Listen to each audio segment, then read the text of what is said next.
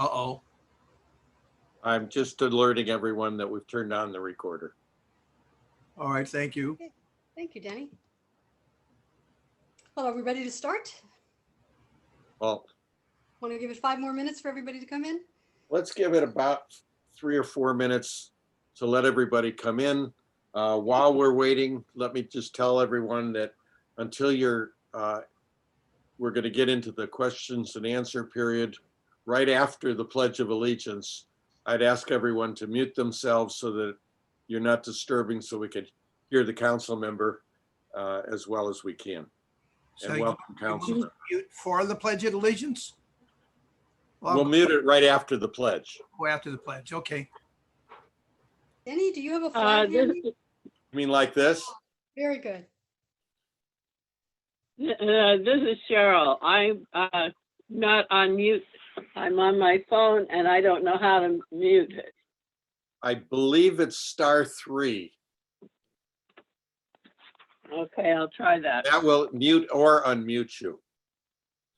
And for people who want to give questions without speaking, if you go to the chat function, you can post the questions, and I'm monitoring the chat so that I'll bring up your questions. Okay. I see there's a chat there already. Oh, that you, Uh-oh. okay. We've been attacked. I just lost 5 of the flags. Well, I'll straighten it out in a few minutes. In the meantime, the American flag on the left.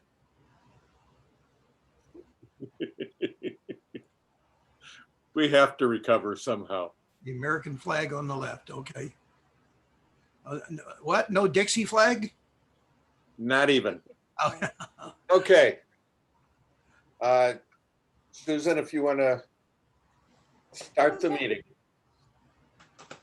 Well, thank you all for being here. Welcome to Valley Vote. My name is Susan Shelley and I'm the president of Valley Vote. And let me introduce our executive board. Denny Schneider, I think you all know. Vic Varick is on the call. Ernst Bilger is on the call. I don't know if Ralph Croy is on the call, but Ralph Croy is on our executive board. And thank you all for being here. And thank you for all the work you do for Valley Vote and for people in our community. We're going to start, as we always do, with a salute to the flag. So if you would put your hand over your heart. I pledge allegiance to the flag to the of flag the United States of of the America United The States United States of of America. and and to to the the republic for which stands it For which stands, it stands, one nation, one nation, under God, God, indivisible, indivisible, with with liberty liberty and and justice justice for all. for all. Thank you very much. Well, without any further ado, it is my great pleasure to introduce City Councilman Joe Buscaino. Let me tell you a little bit about him. He represents the 15th Council District and has since 2012. After a career as a police officer with the LAPD, he's the chair of the Trade, Travel, and Tourism Committee on the City Council. He oversees the Port of LA, extremely important, and also serves on many key committees, and perhaps he'll tell us a little more about that. He has announced that he is a candidate for mayor of Los Angeles, saying that the city needs a fresh start. And we all look forward to hearing more about that, especially with regard to the concerns of the Valley. Always underserved San Fernando Valley. And this is Valley Vote, the group that tries to secede from the Valley. And we are always concerned about making sure that the city understands how important this region is to the economy and to the happiness and to the future of the city of LA. So with that, Councilman, the floor is yours. Thank you, Madam President. Susan, thanks for inviting me If you here. unmute yourself, I think. Can you hear me? Yes. Can you hear me? Fantastic. Now I can, yes. Okay, great. Thank you, Susan, for inviting me. And want to thank my dear friend Denny Schreiner for inviting me here, making this connection, and looking forward to answering some of your questions. Of course, on everything, everyone's top of mind throughout the city, in any corner of the city of LA, is the topic of homelessness. It's at the heart of our city, and it's going to be at the heart of my campaign. In fact, if you recall, Danny, you were there when I launched my Safe for LA press conference, and my first press conference as a candidate on the Venice Boardwalk to talk about the issue. And where did I go on the boardwalk? wanted to position myself right at the border of Venice and the city of Santa Monica, because Danny, if you remember, it was right at that border where I asked that question. Joe Buscaino. I asked that question. 250 Angelinos were there at that 7 a.m. Monday morning press conference. 250 folks at the boardwalk. Let me remind you, at 7 a.m. over a year away of the election day. And I said that morning that if you look behind me, the city of Santa Monica, where they had no large homeless encampments on the bike path, on the beach, I said that morning what the city of Santa Monica was doing was the common sense approach to solving homelessness. And then I put it in front of me, which was Venice Beach and the oceanfront boardwalk, where these large, dangerous, sprawling, unregulated encampments were dug in. I called that nonsense. I was there to say once and for all that Los Angeles should have an anti-camping ordinance like the other 87 cities in LA County. We, Los Angeles, were the only city that does not have an anti-camping ordinance. The other 87 cities have an anti-camping ordinance on the books. And we continue to need one to move forward, to take our sidewalks back and make beaches and parks accessible for all of us. And the reason why I was able to stand up in Venice or anywhere I'm comfortable doing in the city of Los Angeles and demand that we take back our cities is because here in my district, which is Council District 15 from Watts all the way to San Pedro, I can tell you, we do not have any large homeless encampments, and no other council district can claim that. Yes, we have a few homeless folks, and we do everything in our power to get them services and connected to available beds. But we also said to our residents that if you say yes to solutions, we will make sure there are no homeless encampments nearby. I looked straight at the eyes of my residents and business owners in my district, and I was determined to keep that promise. And even today, I'm proud to say, because we've moved on solutions, we do not have large, sprawling, unregulated, dangerous encampments in my district. And I want to share with you my plan, and you can also view it on joebuscaino.com. It's to build, connect, and enforce. Build more housing faster and cheaper. Street encampments are, as you all know, and what you've seen before your eyes, are unsafe, they're unhealthy, and quite simply inhumane. We know that there are criminal elements that prey and criminals who prey on the most vulnerable there in these dangerous encampments. We have to immediately build a sufficient amount of low barrier emergency temporary housing for anyone who would otherwise face a night sleeping on a sidewalk. We also need to bring in the development community who understand how to build housing, not the bureaucrats in City Hall, and make it easier with less red tape for folks like our housing developers who are actually making this housing available. Second is to connect those experiencing homelessness, like we've done here in my district, with temporary housing. You may hear from the advocates that, we need to build permanent supportive housing, end of story. Yes, that should be our goal, but we cannot let perfect be the enemy of good while we have temporary interim housing where folks can get into quicker now. So we should eliminate also this bloated bureaucracy, as we know, called the LA Homelessness Services Authority, which used $330 million for services outside their bureaucracy that should be directly and effectively address the homelessness issue in our city and county.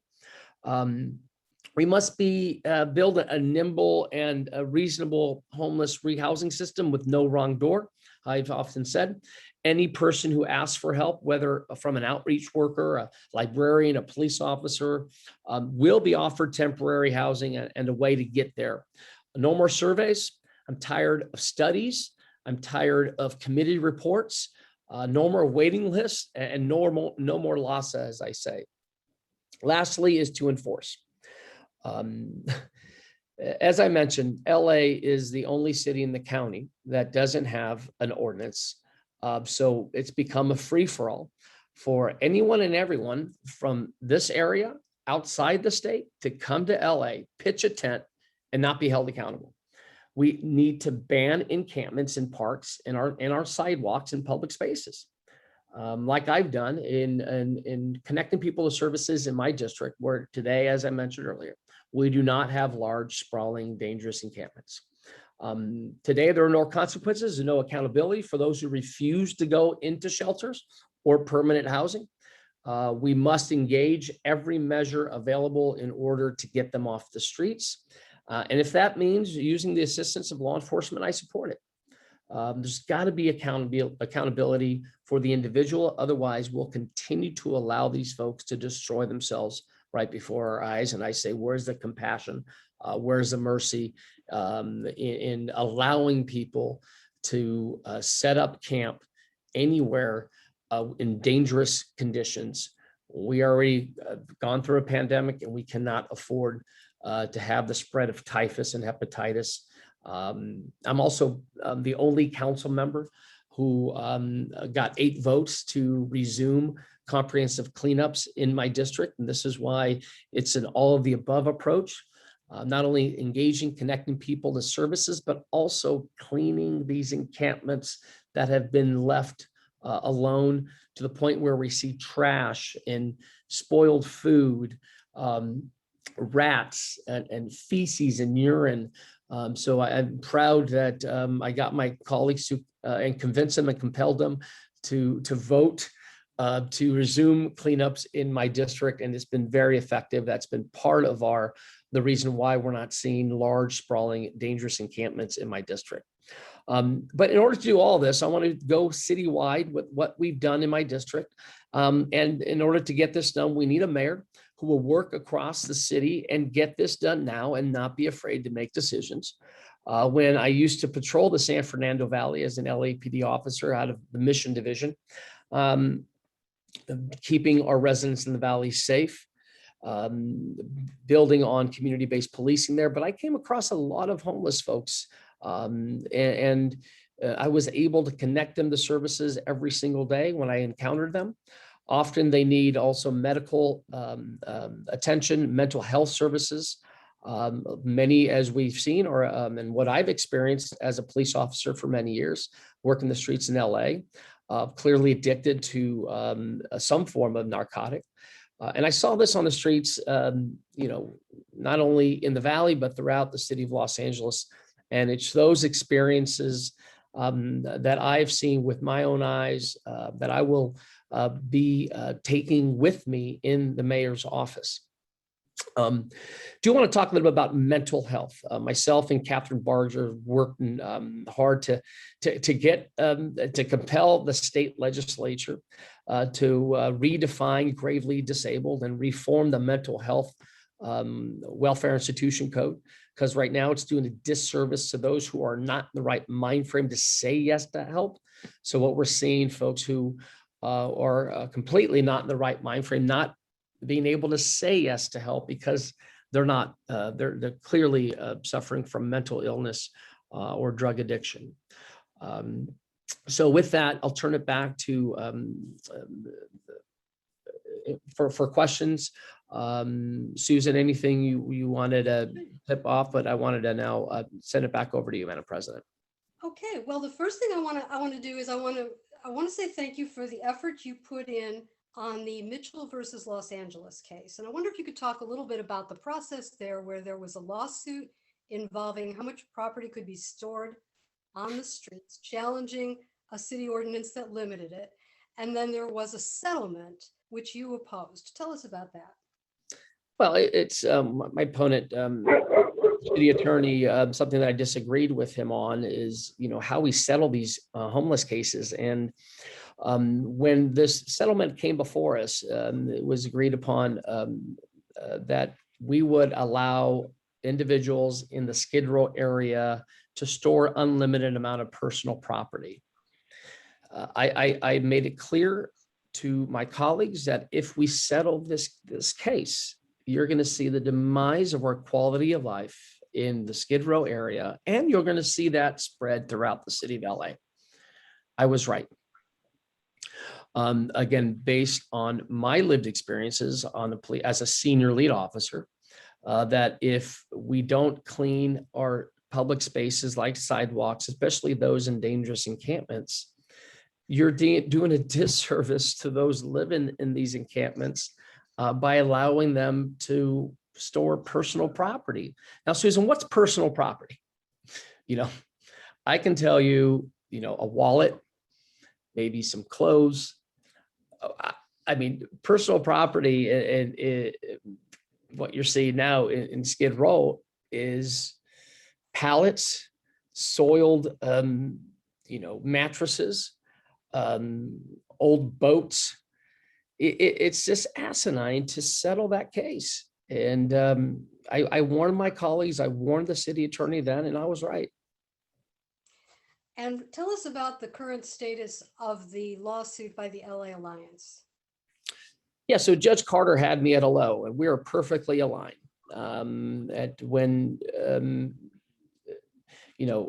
support Judge Carter when we are able to put it forward enough shelter beds, say 60%, because that's what was very effective in Santa Ana, is that when you meet that threshold, you should be able to enforce an anti-camping ordinance and falling in line with the Boise ruling that if you provide shelter and the individual says no, there ought to be accountability and consequences.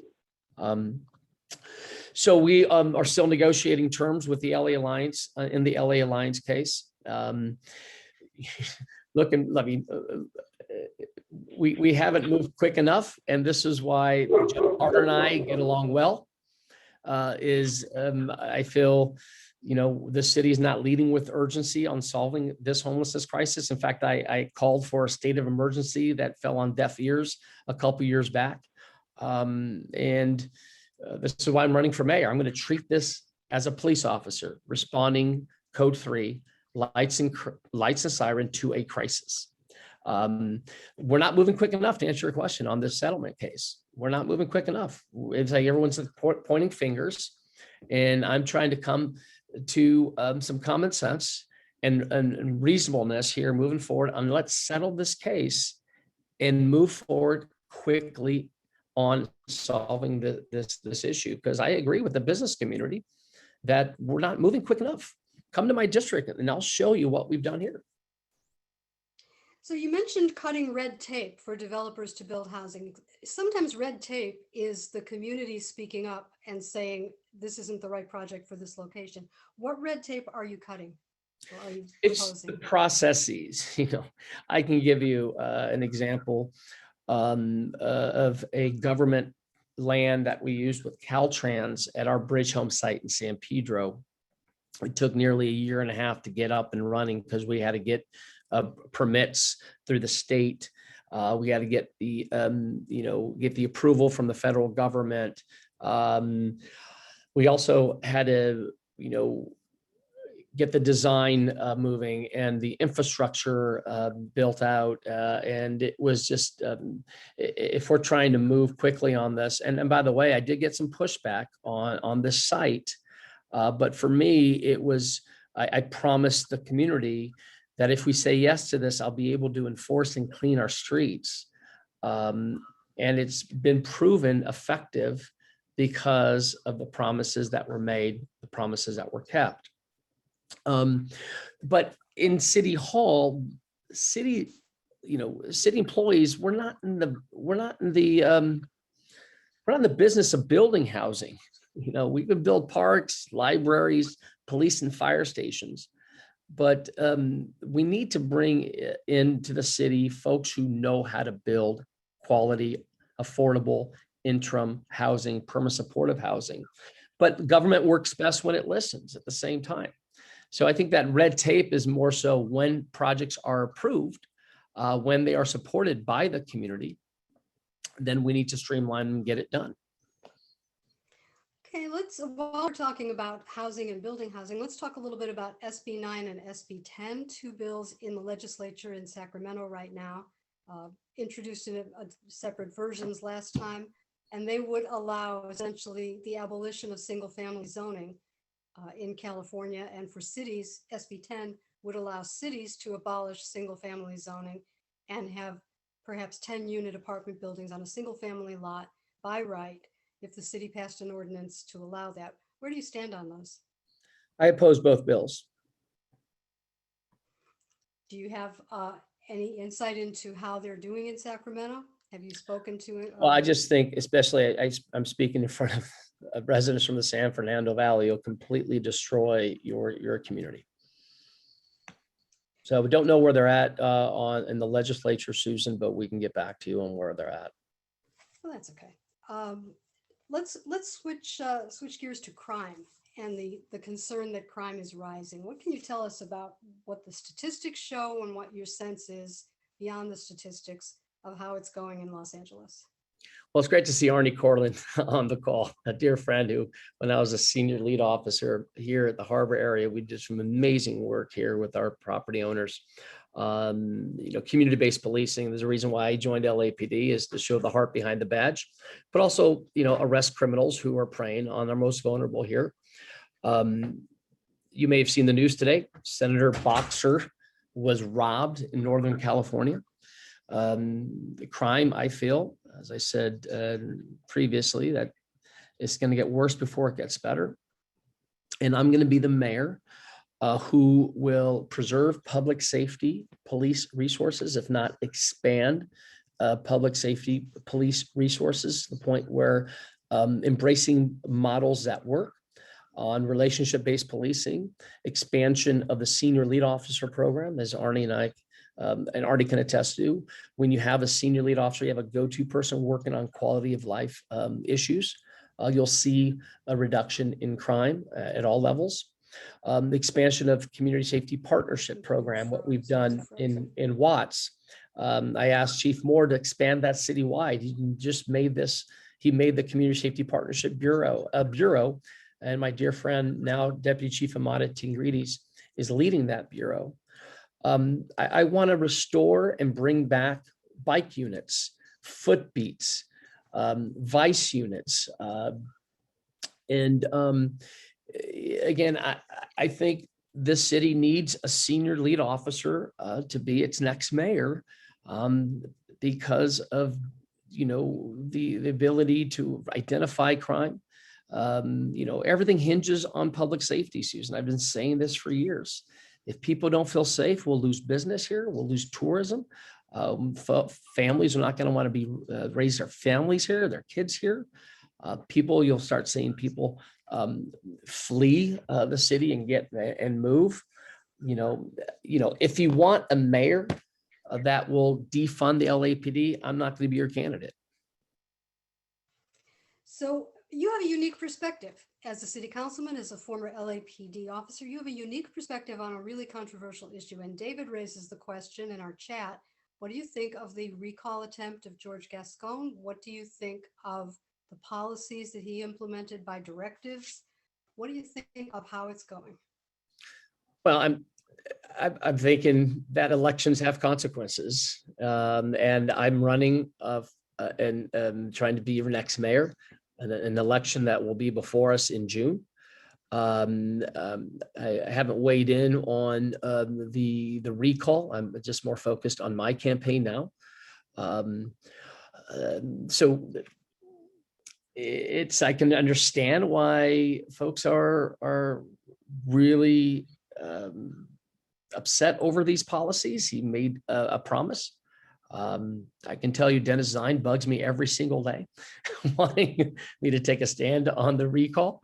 But you also have an opportunity. The democracy works at its finest when people speak. I can tell you, Susan, I'm very concerned about victims and victims' rights. My dad was robbed at the local store here in San Pedro years ago. His gold chain was taken off of him, pushed to the ground. He said he fell and his cross was right next to him. And a knucklehead ran off with the gold chain. Thankfully, they caught him. Great witnesses came forward and he served his time. real concern today with crime. As they say, if you do the crime, you got to do the time. That's not happening today. I believe in criminal justice reform, but when people, you have criminals taking advantage of the most vulnerable, they ought to serve their time. And I'm very concerned about moving forward. And we'll see how this plays out. Okay, one of the things that we have heard from voters in the Valley is that they don't feel that their concerns are taken seriously. It's sort of like, you don't have a gang war on your lawn, and therefore if someone breaks into your house and steals you blind, it's just too bad. That's not serious enough, and the LAPD may not even want to take a report. Can you respond to the concerns of people who feel that their neighborhoods are not safe? Well, perception is reality. What you're seeing is, you've got folks who are stealing, causing theft, and not being held accountable. And you're seeing that over and over. Folks are moms are afraid to walk to the park because they have to step over in dangerous encampments. This is why, you need to have a mayor that supports law enforcement. Officers today have been demoralized with the whole defund movement. And I agree with Barack Obama when he says enough with this defund slogan. It's not helping anybody. One day officers, and I believe that I'm going to be a mayor who will come out and say, I support LAPD, and won't be afraid to say that. I will also be the mayor that, if you tarnish the badge, because I remember first thing in the police academy, they told us never, ever tarnish the badge. A lot of people died for that badge that's pinned on your chest. That if you tarnish the badge, you will also be held accountable. I will be that mayor. And again, public safety is the core function of local government. This is how I led as a council member, and I will lead as a mayor. This is why I believe we need more public safety resources, not less. And what do you think of the city budget? What kind of shape is that in at this point after the federal assistance and the rest? Yeah, well, thankfully, with the American Rescue Plan, was advocated for as a national leader in local government, as president of National League of Cities last year in 2020. We saw the pandemic. We had to dip into our reserves to keep the city afloat. Thankfully, with this rescue plan and the COVID relief funds back in last year that we qualified for, because we're a city of over 500,000, we were able to help us get out of this budget crunch, because we were here in the city of Los Angeles, we had to look at finding ways to preserve our employees here, offer them early retirement. But keep in mind, we're a city. Every fiscal year, we start with a nearly $200 million deficit. But I'll assure you, as mayor, our public safety resources, police and fire, will continue to be a priority for me moving forward. And tell me what you would do to encourage business in Los Angeles. We are known to be one of the least business-friendly cities. That has an impact on jobs, that has an impact on incomes, that has an impact on housing affordability, because it's not just the prices of the homes, it's what you earn to qualify for the loan to buy one or to pay the rent. What would you do to make Los Angeles more business-friendly? Well, let's start with reforming our business taxes. It's something that, I've been an army of one, trying to bring some common sense and sensibility to our business tax, because I can tell you we need the ability to reform our business tax codes. Here in my district, I've seen firsthand businesses who leave my city and walk across the street to a more business-friendly city like Torrance or Rancho Palos Verdes. As you mentioned, Susan, I represent the largest seaport in the country. 1 in 9 jobs come out of the Port of Los Angeles, valuing not only the workforce that move our goods in containers here, but also ensuring that we see the trade flow to support our businesses here regionally, nationally. We talk about red tape. I can tell you that, it equals and when we talk about the red tape also helps or recognizes the fact that you have more taxes because and time is money. Folks need to build, have the ability to move on a system here that works for everyone, that's equitable when it comes to businesses. But I also start back to where I start with, and that is with a city that's safe for everyone. Is if business aren't going to come here if they feel they're threatened by their public safety. In fact, Technicolor just left Hollywood because their employees in Hollywood were being targeted and they felt unsafe. So going back to the importance of having a safe city.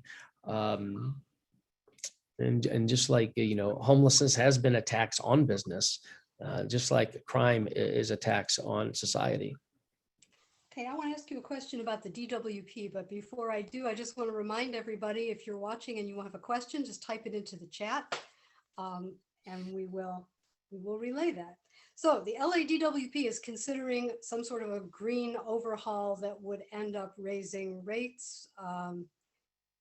What do you think of the policy of gradually increasing the rates of water and electricity with constant pressure to use less, at the same time that there's an encouragement for more housing in the same areas, which would increase the density, which would increase the usage?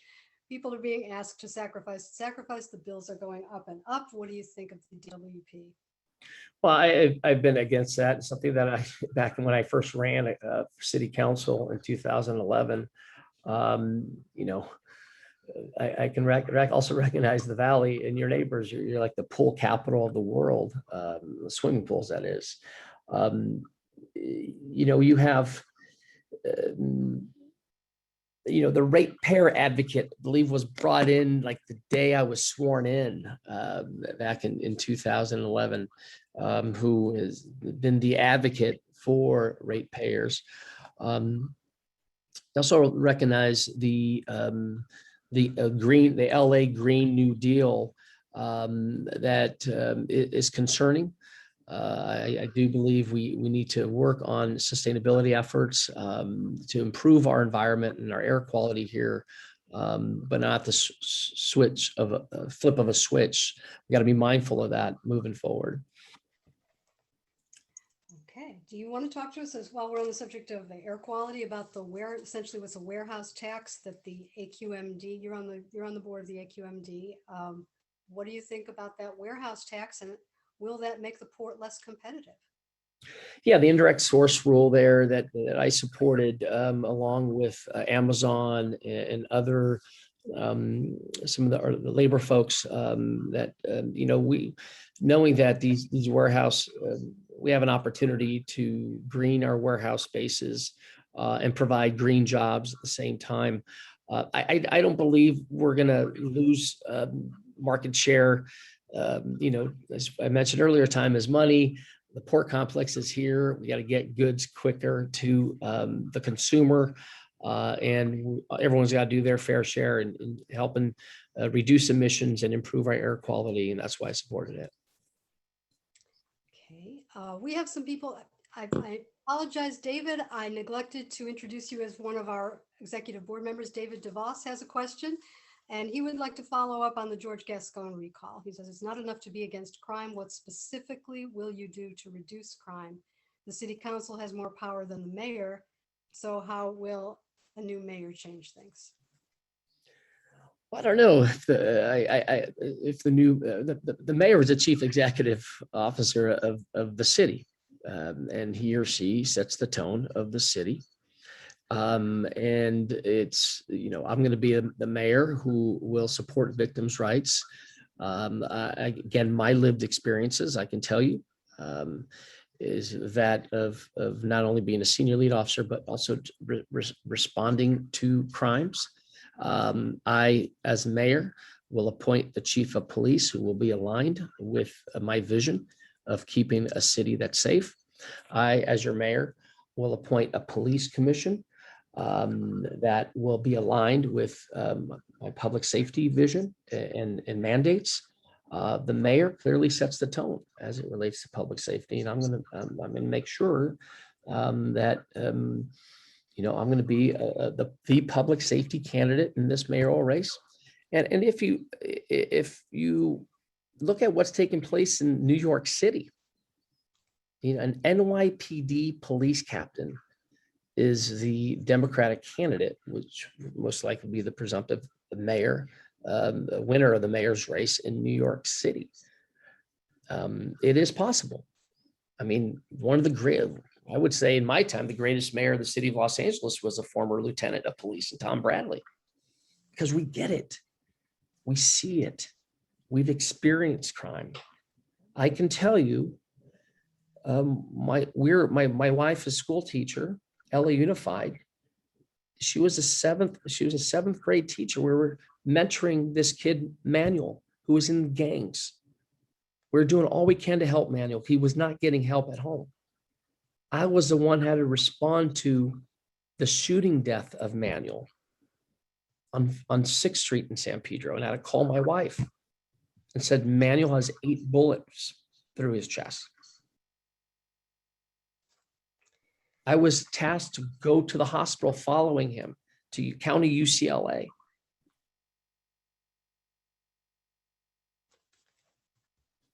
And we're seeing that today. High crime rates, gang shootings that I get texts almost every day. And again, being able to be on the ground as a mayor and support and invest in more public safety resources, not less, because everything hinges on public safety. Now, I mean, you can ask my other opponents. There's talk of Kevin De Leon, Mark Ridley Thomas, and others. If you think they'll set that tone over me, then we might not agree on everything moving forward as it relates to public safety. Well, we have a question related to public safety from Glenn Bailey, who would like to know what you would do to fill vacancies on the LAPD. What do you think is needed to do that? Well, I mean, today I can tell you it's tough to be a police officer. It truly is. And this comes in waves, I can tell you. That's why it was important for me during the riots and the uprising that we saw last summer, the protests. I was a council member that was spending time with police officers in roll call rooms. I was at Dodger Stadium during roll call before they got deployed, letting them know that they're being supportive. We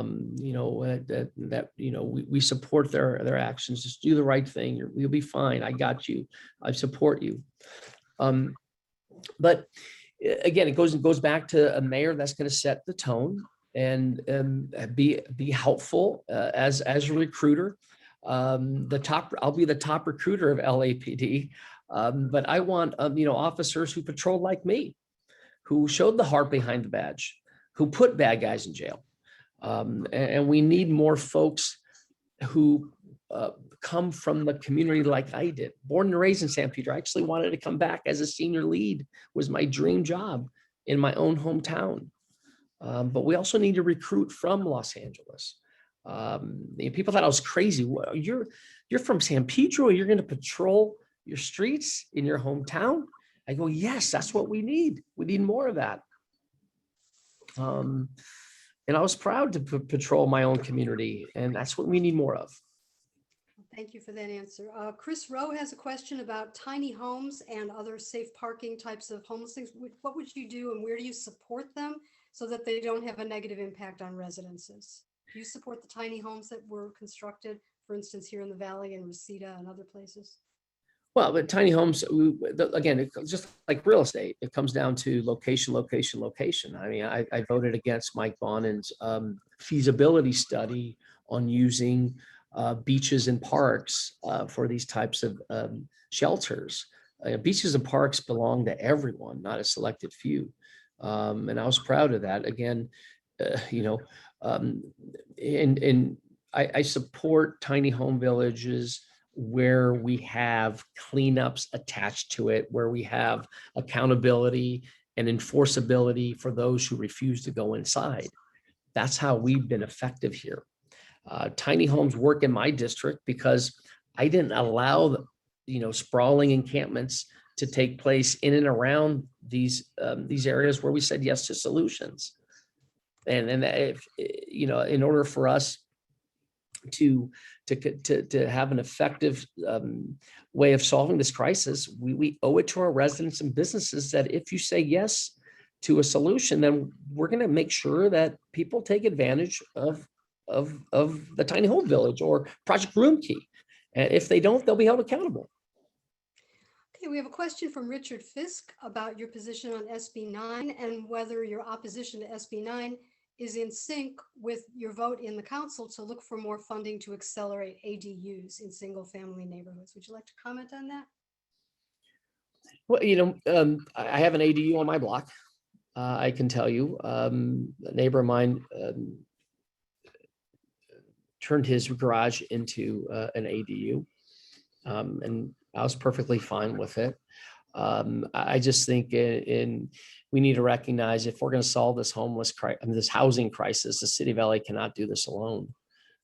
We need, and this is why if you look at the RENA allocation in Southern California through the SCAG, I supported the RENA allocation because we're going to have neighboring cities to move on building more housing. And this is, the city of LA cannot solve this housing crisis alone. The state mandated rule that denies a local voice is completely wrong. We have to make sure. I've been an advocate for local control as a board member of League of California Cities, as a national president for National League of Cities, and I'll continue to make that stand as your next mayor. Okay, let's talk about transit a little bit. We have a question from Burton Hunter about the consequences of having a transit station put into a neighborhood and attracting homeless encampments. Metro has said that they have a problem with the trains being used as sort of rolling homeless encampments. What can you do about that? And how can people file trespassing claims? This is a question from our board member, Ernie Hilger. How can people file trespassing claims if they have transients who are on their property? Well, we can build all the transit we want, but if people don't feel safe, they ain't going to use it. And I'll have a unique position as mayor to sit on that Metro board. And again, it goes back to accountability and consequences. That if you break the law, we will enforce the law. And that is no sleeping on buses and no sleeping on our rail lines, no encampments. It's like you go around the world, you see clean transit systems. Why can't we have that here? We ought to have that here. We will have that here as your next mayor, having this unique position to serve on the Metro board and ensuring that we have adequate patrol and high visibility. Because again, if folks feel unsafe, they're not going to want to use our transit lines.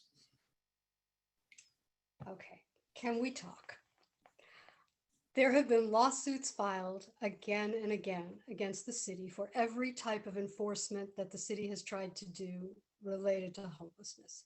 Yep. What can you do as mayor to take a stronger stand against the groups that are filing suits, to fight them in court, to try to get to the Supreme Court and actually get a ruling that cities have to have the ability to enforce basic public health and safety laws? Thank you, Susan. You had me at a low on this. This is, again, I feel like I've been an army of one, fighting against these ongoing lawsuits. Unfortunately, we have a city attorney who continues to settle these cases, lining the pockets of the advocates.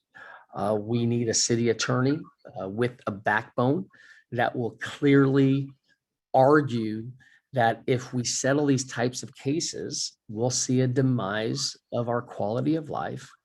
And we would see the demise of individuals. Where's the mercy and the compassion? When we're settling these cases, allow them to sit in their feces and urine. Where's the compassion?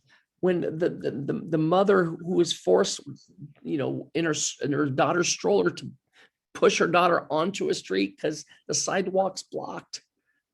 Who are we representing here? This is why I'm going to be the mayor that will restore some sensibility and common sense to this homelessness crisis. Yes, let's say yes to help. Are we prioritizing our resources correctly? Should we be spending money on hospitals and residential treatment facilities rather than on developments of housing that don't have any? Susan, I've said this is not only a housing issue. This is a hospitalization mental health issue. We need, involuntary compliance. I've seen people die on our streets, people in wheelchairs as I patrolled in LA. I did not have the ability to force these folks into hospitalization. And if we do, a couple of my colleagues who served on the state legislature could have done it. But what? There wasn't an appetite.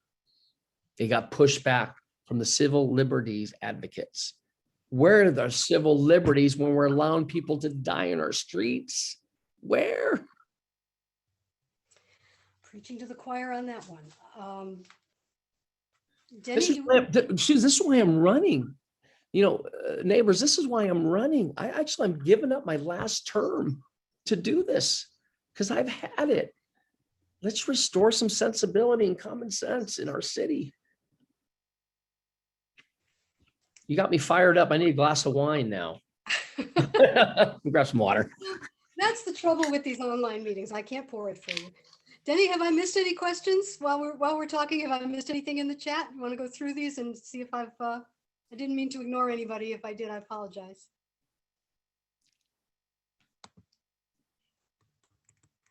I disappeared. How did I disappear? Miss Jenny? Hi, Jenny. Can you hear me? I don't know where I am. Anyway, I love what Joe was doing when he was talking about getting together with the people in like South LA and talking about SB 9 and 10, because I know that there are some people that I've been working with, Chris LeGras, and he's been working with a group in Leimert Park, and they're just really up in arms about SB 9 and 10. And we're going to be hopefully setting up a big kind of rally there against this, because this is the kind of thing that drive people absolutely insane. The whole idea that all zoning would be in the hands of Sacramento is just insane. It's like when the EPA tried to regulate every mud puddle in the country. And I hope in your in your campaigning and you're talking to your hopefully will be constituents, that you're finding that they're united against this, or are they even aware of it? We have folks on the ground through our various neighborhood council groups and advocate groups. I represent WAS. I don't represent all of South Los Angeles. And we'll continue to educate our residents moving forward on this. Again, I don't know where it stands today and the appetite of the state legislature, but again, my position stands. It's important to preserve local control moving forward. Okay, we had a question from Rudy Melendez who'd like to know if you will reappoint Chief Moore, Chief Michael Moore of the LAPD. Have not been asked that. And This is a great group. it is right. I got to talk to Mike first. Yeah, I don't know what his future plans are, so I don't have an answer for that, to be honest with you. Do you have a recommendation for city attorney? Is someone running for that you've endorsed? I have not endorsed anyone. I think what you'll see here is, Kevin James, who is going to be out front. He's strong, and there's another federal prosecutor, a woman, Marina Torres, also ripe for the position. I love Kevin myself. We've done some great work together when he was, in public works. So we'll see how this plays out. Going back to campaigns, I'm just focused on mine right now, and I would love for your support. Please go onto my website, joebuscaino.com, and just share that with your family and friends and neighbors. Okay, Denny, do we have any further questions, or can we release our prisoner? Thank you very much for doing it. We really appreciate it. Chris Rowe has a question. Susan, Chris Rowe has a question. Chris? Okay. Chris. Chris, are you online? Can you ask? Yeah, I'm here. Hi, Chris. what's the Hi. question? Thank you so much for being here today. I have a concern. I live in the West San Fernando Valley, and I understand that Councilmember Lee, who I live in CD 12, wants, Aliso Canyon shut down. I understand that the city has a goal of getting us completely off natural gas, and probably part of your district has areas that supply natural gas as well. But can we as a city really afford for every home to be converted? Because I know my house, I looked into solar a long time ago. It won't work for me. Can we really take every home and convert them to all electric and shut down Aliso Canyon, or is there some other way we can be more, like, make sure it's repaired? In other words, where it had blowouts and stuff, they didn't have the appropriate shutdown valves. So what do you think about having to go off natural gas? Can we really do that? Thank you. I think, here in the port, our goal is to have a zero emissions port by 2035. The port is the largest carbon footprint in both ports of Long Beach and Los Angeles, the largest carbon footprint in our region. And when you have a vision, you have a goal, you can work towards that goal. Last time I checked, on the 110 freeway, there are a ton of cars driving using gas. And the travesty and the disaster at Aliso Canyon was, be held accountable by shutting that down and moving forward, working with my colleagues there as well as the state legislature. Chris, it's, again, even like the Green New Deal, it's great to have a vision and a goal, but not the flip of the switch. Well, with that, I'm going to say I don't want to let him go yet. I have a couple. Oh, more. Danny. Hi. There's a couple more things. I tried to rescue you. Oh, good. There's a couple of things. We're gonna have dinner. It's a late dinner tonight with the family at 8. Sorry about that. All good. There's one thing that I think is really critical to the valley, and that has to do with transportation again. We have been talking, and as somebody who actually lives on the west side near LAX and who's been traveling over this for the last 20 some years since Valley Vote started, I'm concerned about the fact that we have a problem with people getting in and out of the valley on a regular basis, coming up the 405, which is total gridlock that starts all the way beyond south of LAX, all the way through into the valley. And there have been several proposals. Metro has now said that they want to look at it and trying to get something done by the time my grandchildren are getting old. And there's got to be something to be done about that. That's the one that I want to talk about. But the other one is back to the same issues of safety. And I think the majority of our problems lie from the fact that we have a city attorney and a district attorney who, as well as our assembly and state senate, who don't believe that anyone should be punished for doing something wrong and released into society regardless. And so will you lead, first of all, the effort to censure or vote for getting rid of Gascon? I think you'll get an applause in this group. But in addition to that, work with all of those people to push forward for changing these laws back. we have people that are going into stores like a CVS and just walking out with stuff. And the employees have been instructed, don't bother them because it's safer for you not to. Danny, let me first, with the transportation concern that you have, I'll be proud to appoint you to the MTA board to help us solve this issue together. So how's that? I knew that was well, you know that I actually was on the Train Leadership Council for 4 years. And at the end of the 4 years, they hadn't addressed the single thing I asked for. So I resigned. Yeah. But we'll force that a little more with your backing. I appreciate that. And there's ways to do something quicker, as we've seen in other parts of the world. But again, listen, with the whole Gascon recall, if it does qualify on the ballot, you'll definitely hear from me. I can assure you that. You can count on it then. Well, with that, thank you very, very much for taking the time to join us and for answering all our questions. We really appreciate it. And good luck with the Thanks, campaign. Susan. And It be in seems like touch. we're all related, going back to the first secession movement, the Valley and San Pedro. It's like I hear you. I'm one of you, which led me to run for this office as council member because I felt City Hall was not listening. And today it feels like I'm running on the same issues when I ran for city council. It's like we're not moving quick enough. We've been successful here in my district with economic development, housing, addressing the homelessness crisis. But I'll be your biggest advocate because we come from the same DNA as it relates to wanting to be heard from City Hall and wanting to show results. So thank you for this time. Thank you. There's one more issue. One more issue. And again, I'm helping you.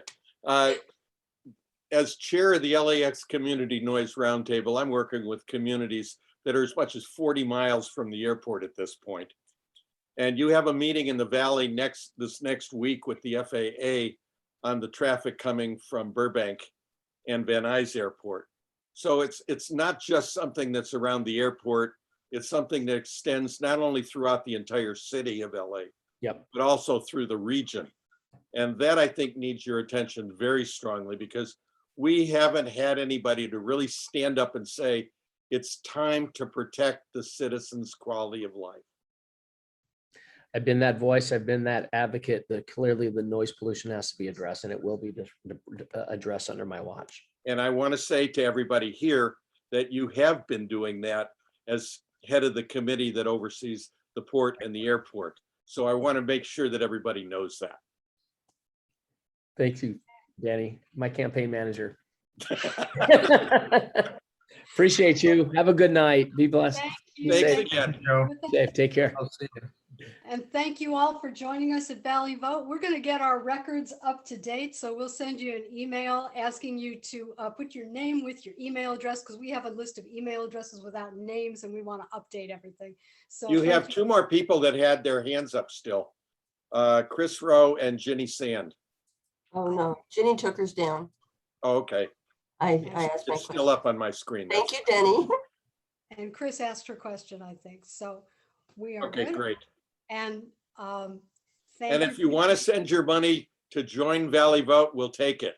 Yes, we're gonna get this back on the road again because it's been a long year and it's been a difficult time. But hopefully we'll be able to have in-person meetings again. But if not, it's great to see you all on Zoom and thank you for being with us.